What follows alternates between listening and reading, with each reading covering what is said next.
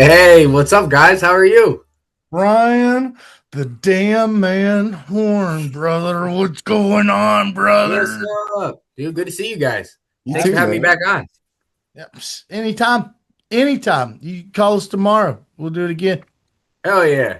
Yeah. Digging the pit, big dog. Look, you didn't have to come on here so drippy, my boy. You're leaking through the Dude, fucking I laptop always now. gotta be rocked in the good drip, you know what I mean? So I gotta Jeez. look the part. Yeah, look, big dog, I got a Walmart t-shirt on, you're making me look bad. Nah. You know? Nah, nah, nah, nah, nah, nah, nah. What's up, brother? How have you been? Good, man. Busy. Been doing a lot of work besides my real job and then life, but also, I've been out on the mats, I've been competing, I got fights coming up, I've been all over the place, man. Yeah, So, and you've I been see you guys have been busy. You got had a whole bunch of cool guests on lately. absolutely, dude. We got a lot more cool ones coming too, dude. Super, super cool. What'd you think about Yeah. that John Dodson interview? Dude, so before I touch on that, I want to give you guys props to that really well edited video you guys had on YouTube. Uh, Yeah. I very much see. I very much appreciated that. I don't know. I feel like I'm not much of a video editor, but I mean, I can tell by looking at that's a high quality finished product. So hats off to you guys. Thanks so But the much, interview, man. dope interview. Yeah, I just had to put that out there. Thank you, man. Appreciate it. We spent over 35 hours on that damn thing, so Woo, we man. appreciate it. It came out really well. Really, I mean that. Dude, right before you came on, we were working on the next one. Yeah. Yeah, dude, it's crazy because we did one on AJ Fry, who's now in the UFC. We did one before his debut, and we learned some things about it. And then we did one, our first one you're talking about, during the live fights. We Mm-hmm. learned a lot during that one. And what's crazy, we were talking about it after the show. We didn't we didn't necessarily we had a plan of what to shoot and how to shoot, but we didn't like go, okay, this went wrong the first time, so let's do this different. There was no Yeah. game plan or strategy. We went and tackled this motherfucker, bro, and this next one's gonna be electric. Dude, that's awesome though, because I feel like sometimes that leads to like the best finished product is when it's not completely scripted. Maybe you have somewhat of a plan, but you're in the middle of it. You're like, yeah, fuck it. We're just going to do this. And then it Yeah. turns out to be great, you know? Well, yeah, dude. And in the beginning of this whole thing, we were going to call it the Oddass Podcast Raw series, or Okay. Raw Yeah. Edition or something like that, because that kind of is the point of it, is to get the angle of MMA that a lot of people aren't used to seeing, regional MMA, the build up, the grind to the top. And that goes into some of the reasoning behind some of the blurry. You'll notice that a lot of those shots are very crystal clear, but a Yeah. lot of them are blurry. It's done with intention. Also, the angle of the shots are done with intention. It's to bring out the real Yeah. and the raw of the moment that you're watching. No, I like that. I appreciate that, man. I mean, like I said, as the observer, it was cool to watch. So really, Well, hats thank you for watching it too, off man. to you guys. Yeah, thank you. For real. Appreciate that. Hey, you've Of been course. super, super, super active, brother. You've been super busy yourself. We've seen it, we've watched it, we've witnessed it. Walk Yeah. us through everything you've been up to, and just tell us how it's going. Yeah, so I want to say the last time we met, it was before my April fight at the Correct. Scrapyard. So I fought for the 205-pound MMA title belt. I lost that fight. I got my ass kicked, actually, really good. The guy who won, his name's October's. Hats off to that guy. He's already went on to defend his title once, and he won again. And he's about to defend it a second time this month, coming up in July. So I lost that title fight, and then I kind of stayed away from head impact for a bit because I got a pretty gnarly concussion. I was like, all right, I know how this works. So then I was just focusing on jiu-jitsu for a bit. In that meantime, I competed twice. I got my blue belt in Brazilian jiu-jitsu, so that was a big Let's go. accomplishment for me. Then I just this past weekend, I competed at Fight to Win over in Boise, Idaho. So that was super cool. It was the first time I've ever been on that type of stage, you know? And of course, I lost via heel hook, which that sucks, but it happens, you know? What else we got going on? July 11th, next weekend, I have a boxing tournament I'm taking part in. So who knows how many times I'm going to fight that day. And then 2 weeks after that, I have a boxing fight at the Scrapyard 6th anniversary. And that'll be my final fight at the Scrapyard, too. So I'm busy, man. No doubt. go. Hey, is there any particular reason why that one will be your final fight at the Scrapyard? Yeah, so it's really it's not anything bad against the scrapper or whatever. It's just more of in order to get to where I need to go and where I'm trying to get to, I need to expand out a little bit. So hopefully the intent there is I got my eyes on a couple other kind of local regional shows after that, and then 2027, man, might be the time to go pro to pursue what I'm trying to get done. So Let's go. Let's go. You got a plan. Just stick to it. Focus on it, and you'll get there, brother. You'll get there. yes, sir. Appreciate that. Yeah, you'll get there, man. The hardest thing I've found with fighters is focus. Well, there's other things, but staying to the core and really, getting motivation and keeping motivation seems to be a really hard thing for a lot of guys. We were just talking to AJ Fry, and I asked him with intent. I said, have you gotten any new tattoos in between fights? And he said, nah, man, it takes too long. It takes away from training. And, I just, no, we'll do that after the fight. And I was like, good. And we just moved on. But, the whole intent behind the question was to see, hey, have we been fully committed? Are we really in this thing? And he absolutely was, dude. We love AJ. He's actually the first, Odd Squad member. We have this little gang of fighters that way. If anybody ever takes a little hate from the program and they want to do physical violence to us, we just put the Odd Squad symbol up in the air like the bat symbol, and fucking fighters assemble and jump. Damn, hell yeah. Unsuspecting individual. That's legit. Yeah. But he was our first Odd Squad member, and I just wanted to see. I wanted to fill it out and see, hey, where are we at? And, I feel you on that. Like, it's definitely hard because, as I mentioned it before, life's like an energy budget, right? And it's like we can only be so invested in so many places. So for me, I'm a dad, I'm a husband, I'm a wage slave, right? I go to work, and then it's like I train and I compete on top of that, and it's just every day I'm trying to balance where does my energy need to be a little bit here, right? As much as I love competing and fighting and training, the reality is that's not my number one priority, right? Like my wife, my kids, and the livelihood that I have that is necessary because I work. You know what I mean? Once all of those realms are good, then I'm like, all right, now I do the fun stuff. Now I train and whatnot. So that's always a hard one because sometimes it's like my head is really in the right place. Like I want to go train harder. I want to go compete on this weekend and do this, but it's like, oh, okay. I need to take a break for some family stuff, or like we have something planned going on. Like I'm gonna go hang out with my kids instead, so it's a give and take. Absolutely. 100%, as is everything else in life. Yeah. Hey, let me ask you a really random question. Have you ever teabagged somebody in a fight? No, not in a fight. I've teabagged somebody on Halo 2 and Halo 3 a whole lot, though. Yeah. Okay. Yeah. I mean, you couldn't be on the show if you haven't done that. Fair. All right. We already knew that. You don't ask how we knew that, but we did already know that for a fact. And we have fact checkers. We have the guys that go and do the dirty work. Yeah, we have the guys that go and do the dirty work and infiltrate and figure out who we're really talking to. That's why we have the most interesting questions on the internet. Oh yeah. Not only that, have you ever slapped a bald guy on top of the head with a slice of cheese?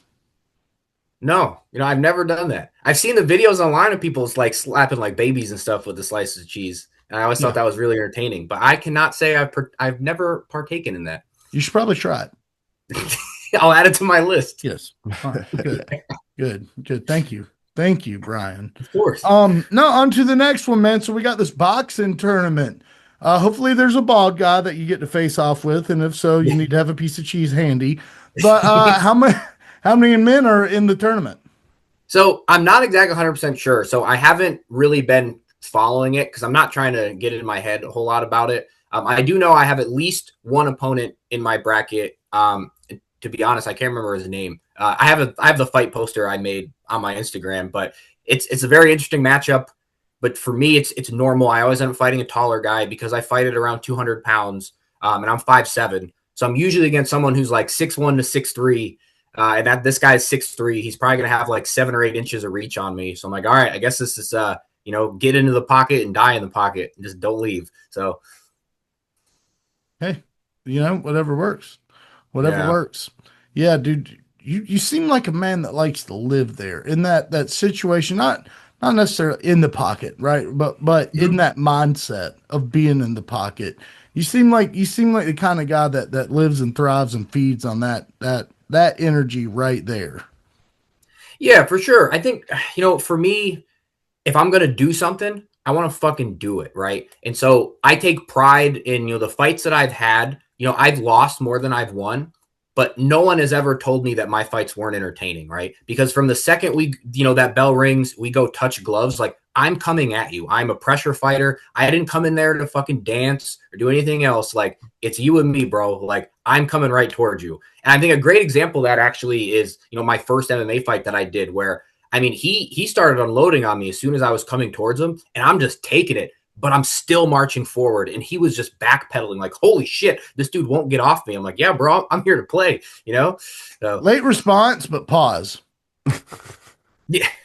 Yeah, pause. That deserved a pause, Bryan. Uh Hey, no, I'm certainly excited though. Is there a way that we can watch that from here? So the boxing tournament, I don't believe is going to be live streamed. I know the Scrapyard fight on the 25th will be live streamed, but I don't believe the 11th one will. I can double check on that, but I don't think so. Well, I tell you what, if it is, and along with the Scrapyard one, send us the link to however if there's a paywall. Is there a paywall for the Scrapyard one? I believe so. I want to say it's like $3 or $4 though. So it's basically you Fuck sign up yeah, as dude. you sign up as a YouTube member for them, and that allows you access to the live streams whenever they're aired. And then it gets you access to specific videos that are only for members and whatnot. So, I mean, I pay it. I pay the $4 a month, one, because I want to support them, and then two, as a fighter, when Steve, the owner, edits your videos. Before they're made public, they're basically visible to members. So you actually can get to watch your video, up to like a week or two before everybody else does. Steve's a genius. Yeah. Steve's a genius. It's a great idea. That's how you get subs. That's how you get members. Yeah, I was thinking about that. I'm sorry if that was awkward, that little silence right there, but it just went off my head. Light bulb went off. Yeah, send us those links. We'll post them everywhere on social. That'd be really swell. Yeah, we'll That'd do. be really swell. Did you talk to Steve by chance about? I did. So did you not see my message? If I did, I probably don't remember it. Okay. It's okay. No, yeah, I talked to him, and yeah, he said you shoot him a message on Instagram, either the Scrapyard page or his personal one. He'll monitor both. But yeah, no, he's expecting to hear from you. I put in a good word. So. Awesome. Appreciate it. Thanks, bud. Yeah. And we will do that. We will do that. Let me tell you, big dog, I'm excited. I'm excited for you. And you said something really interesting before where you said, I have more losses than wins. And the average Joe would be like, bro, why am I tuning into this? But then you said something that I find fascinating, and that's the whole reason why I get so excited every time we talk to you. And even on social media, privately, I get so excited. It's because you're a fucking dog. You don't Thanks, give a shit, dude. You don't give a fuck. You're walking forward. You're on attack mode the entire time. You're an entertaining guy to watch fight. How do you think that got instilled into you? Well, first off, I really appreciate that, man. Thank you. Absolutely.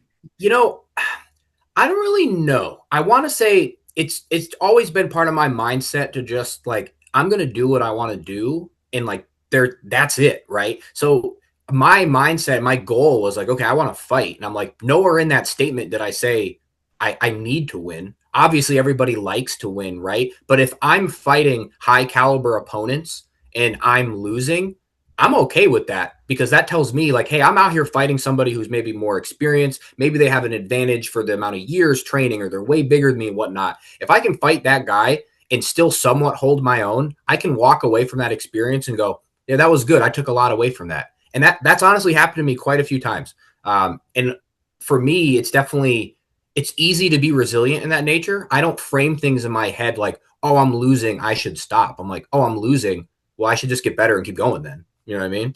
Absolutely. Absolutely, dude. That's exactly what a dog would say. That's what a dog would say. A Rottweiler one. I've got a pit bull, and if he could talk, that's probably he'd probably say those words that you just said. That's legit. His name's Frank. Frank.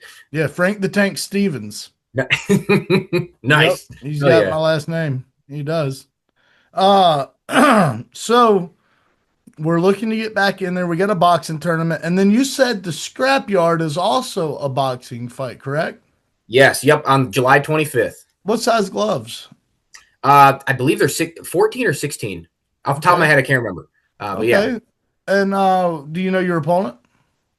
I do not yet. So I know they are going through and doing some pre-matching. I'll likely get pre-matched, but it's not guaranteed. Correct. I remember you telling us sometimes you get there and you just don't even know, Yeah. that. Yeah. So And that's fun too. there's pros and cons to that, right? I mean, if you don't know who your opponent is, you can't really get in your own head about him, right? But if you do know, you could do a bunch of research and go, "Holy shit, this dude's terrifying!" Or you might get an inflated sense of confidence, and then you might get your ass kicked. You know? It happens. It Yeah, does happen, dude. It does happen.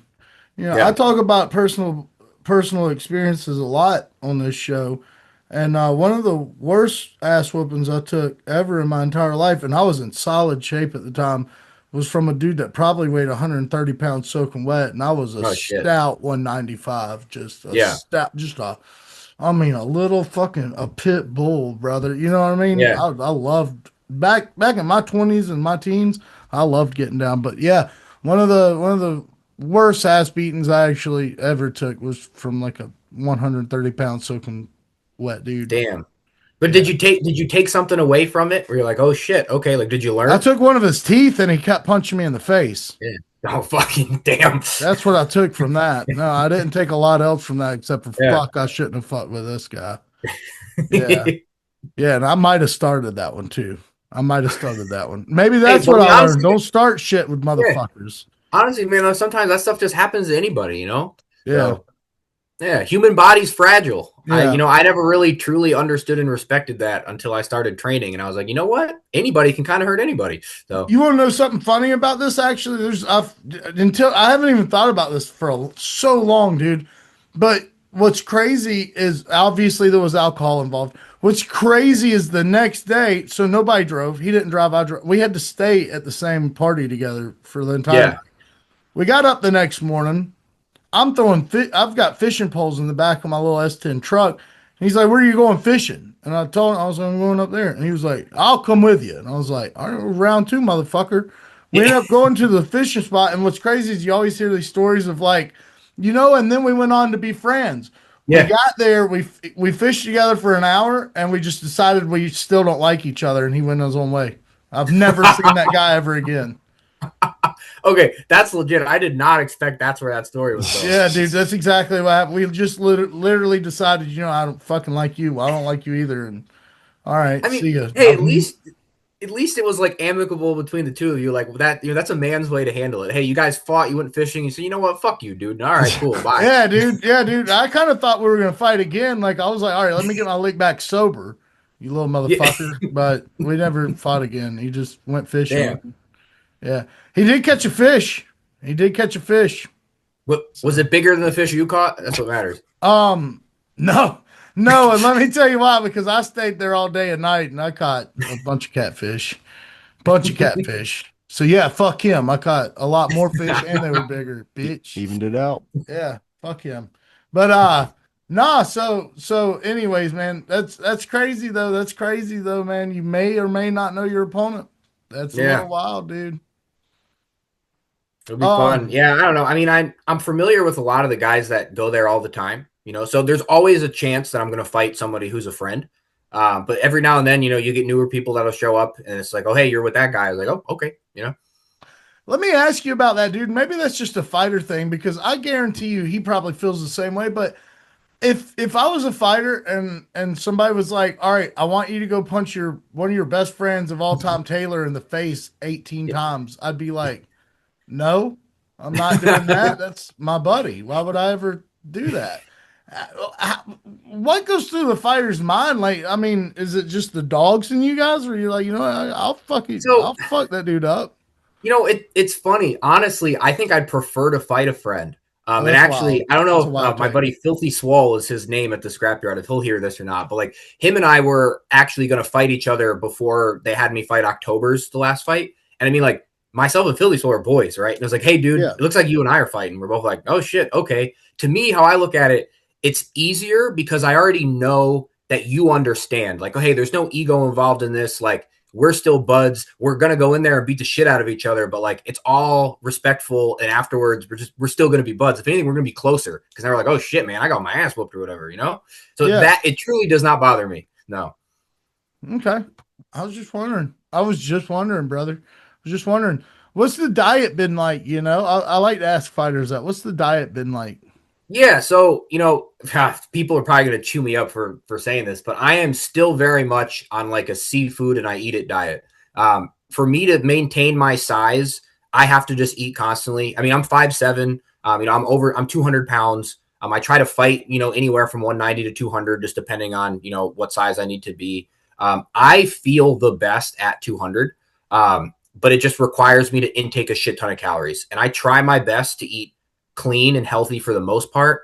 But especially with kids and sometimes things are rushed and whatever, like I definitely get in more cheat meals than I should. So I am definitely not the spitting image of like, hey, I should be like that guy. Like, no, don't. Absolutely. Absolutely. Hey, what's the craziest? Well, I think we talked about this last time and I don't think you answered us, but I'll try it again just to pry it out of Yeah. you. What's the craziest street fight you've ever been in? So you did ask this last time. I've actually never been like in a street fight. Okay. Now, the closest thing that I could say that I've been in one is I was in the army and I was infantry, and I was a single dude living in the barracks, right? So like you'd get in like barracks fights with your buddies all the time when you're like 18, 19. But like even then, like you're still friends and like, yeah, you may be drunk or being stupid, but like it's not the same. I've never truly been in like a street fight per se. I got you. No, I do remember that. And I remember you telling us about old boy in the barracks. You and him, Dude, giving yes, solid. with the diaper and then the Yeah. overalls and the spandex. Yeah, Yeah, that was crazy exactly the fucking story I thought story. of. So Yeah, crazy fucking story. I do remember that. That's what it was.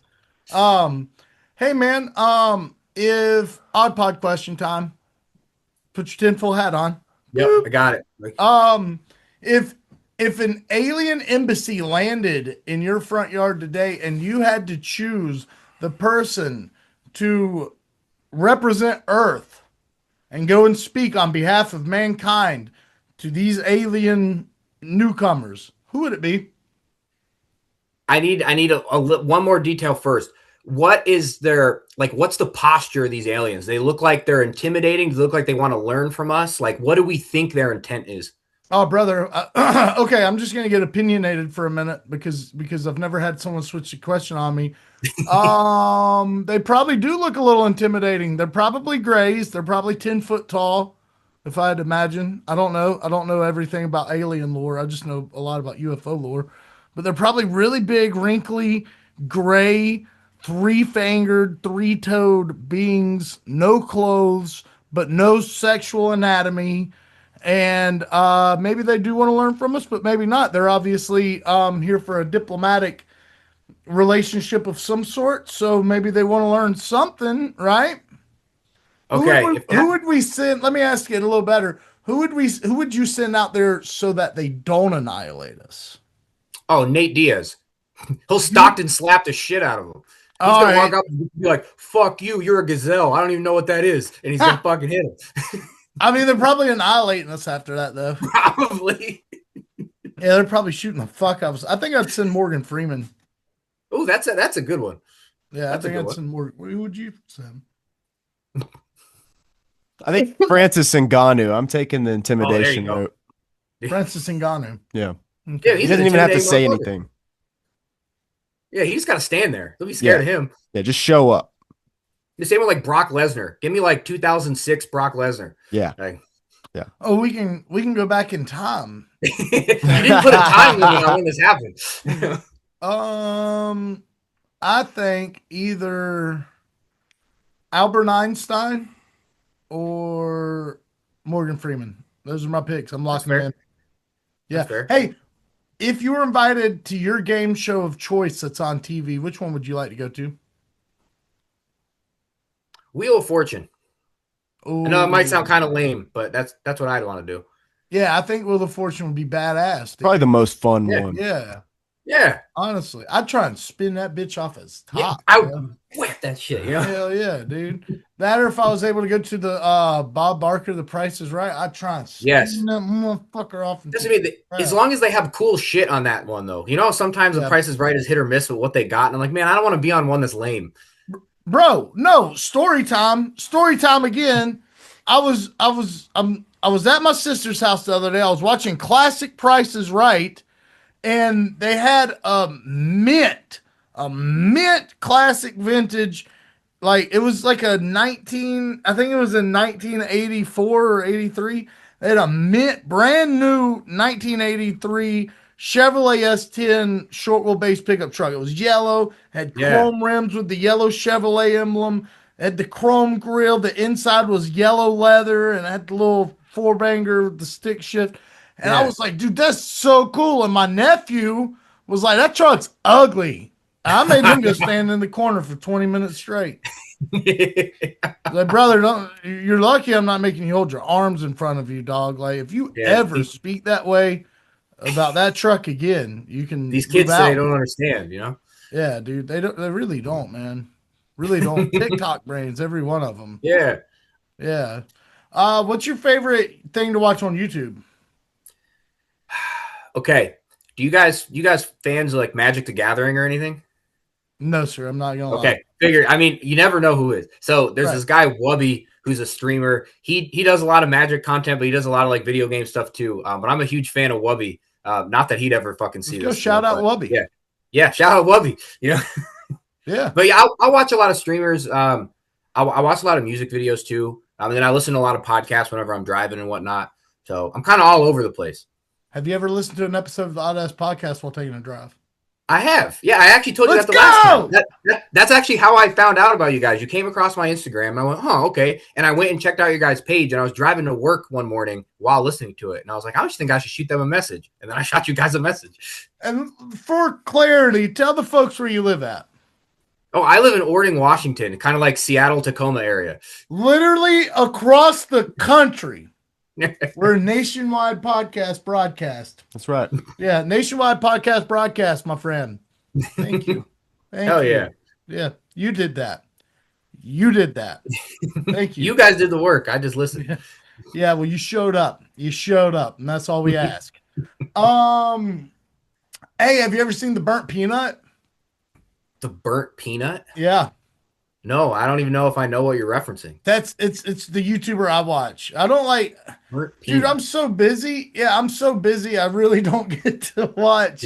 You trip me out. I really don't get to watch a lot of YouTube or TV or movies or anything like that. Yeah.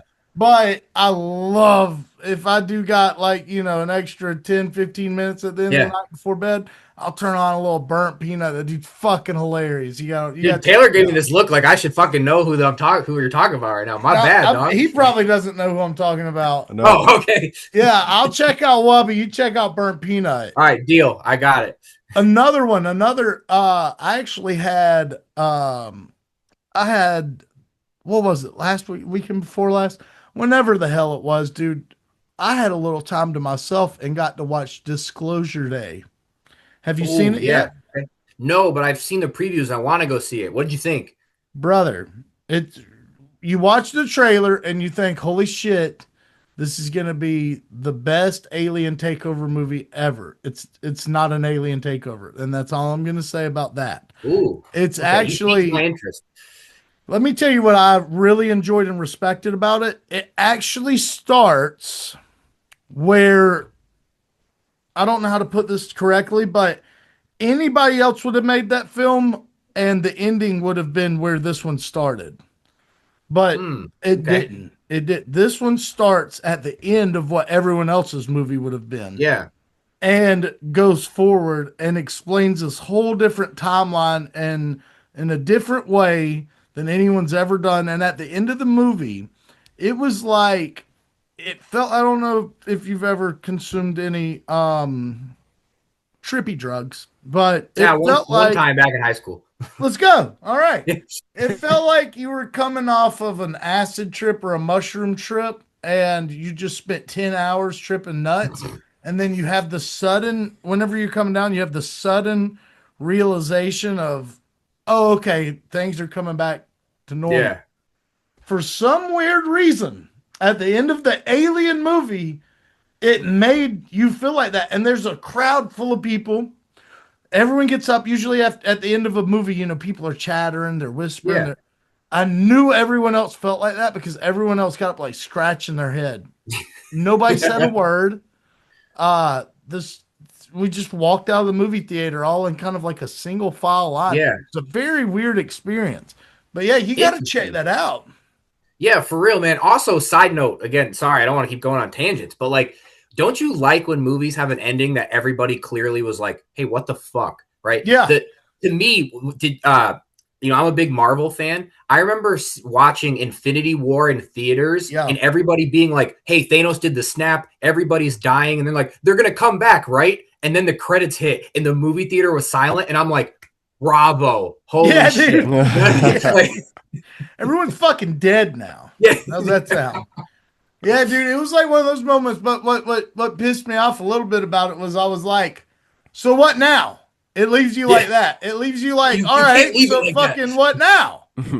Yeah. Yeah, check it out. Check it out. For real. Yeah, I'll take you up on that, man. Hey, Bryan, we are getting to the end of this segment. And as always, brother, I just want to give you a chance. Is there any sponsorships, family members, coaches, people in general, do you want to shout out and give a little praise to? Well, first off, thanks for having me on again, man. I really appreciate it. Absolutely. Anytime. You know, shout out to HKA USA. They were like my first like OG sponsor. You know, they hook me up all the time. Really appreciate it. Relentless Mouth Guards. They have their own, you know, codes that they use now and everything. I was one of their first like athletes they took on. Fight Steady, Roscoe Plumbing. And then really, you know, shout out to the Scrapyard again for, you know, giving me a good platform to put myself out there and help out other fighters. So right on. And thank you guys. Nah, thank you, bro. Thank you. Hey, let me ask you, can we get one of those HKA hats? Yeah, I mean, I only have this one, or else I'd be like, yeah, man, I'll send you one. But HKA's got them on their website. Or a Scrapyard hat. That'd be sick. Yeah, so right there. The Scrapyard hats you can usually only get at the event. They used to have something online where you could order them. Let me look into that, though, and I can get back to you. Because I may be able to. I'll see if I can snag you one.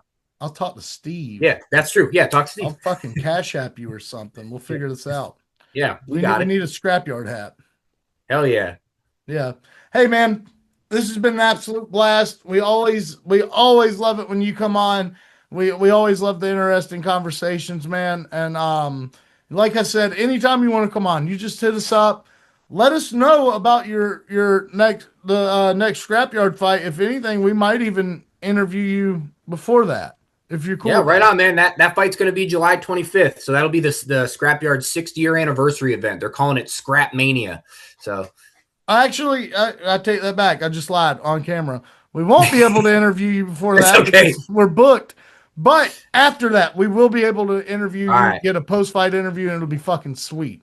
Hell yeah, man. Hell yeah. That sounds great. Yeah. Thank you. Let's go round 3. Yes, sir.